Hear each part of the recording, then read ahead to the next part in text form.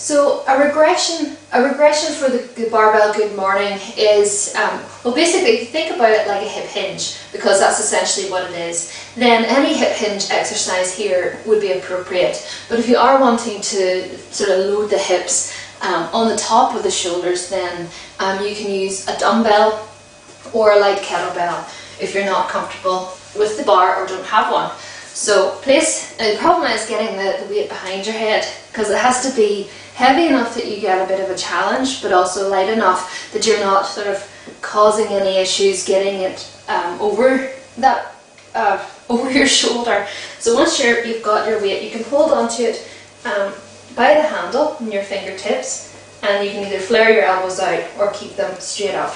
Now, because it's overhead and your hands are quite close together, the temptation will be to arch your chest out like this to try to, obviously reach that far. So try as best as you can not to do that.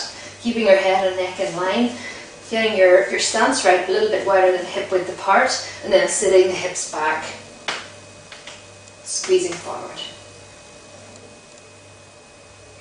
Like so. Alternatively, you could do a front-loaded version. You could hold the kettlebell in a goblet hold, and then you just hinge it back. You won't go as far down with these. I find it's more beneficial until you just feel that stretch through the hamstrings, and then you drive forward with the glutes. Try to sit back more rather than leaning forward. That sort of helps.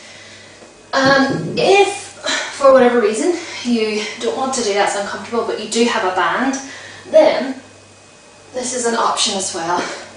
So you place the band underneath your feet in your correct stance, and then all you do is hinge down and place the band around the back. You can do it on the back of your shoulders as well, so then, or around the back of your neck. You might need a bit like a towel to help sort of pad it, and then you're going to hinge back and drive forward. Now the only thing about the band variation is that you're more loaded on the way back up. You're not really resisting much on the way down. It's much easier because it's pulling you down. So the problem is then you have to control that as you're sitting back. Now, alternatively, there's plenty of alternatives here, is that you can do a band or cable pull through. So that's where you attach the band onto something around sort of just below hip width or hip height, and then what you're doing is bringing the band through your legs and you're hinging that way. You may have seen this one, but in order to keep things simple, honestly, all I would suggest is doing a Romanian deadlift instead. So that's or American deadlift. So you're holding your weight in front of you with your arms straight, and you're hinging back that way and hips forward. You can either do 2 legs like that, or you can do the single leg variation. Like so. Whoops.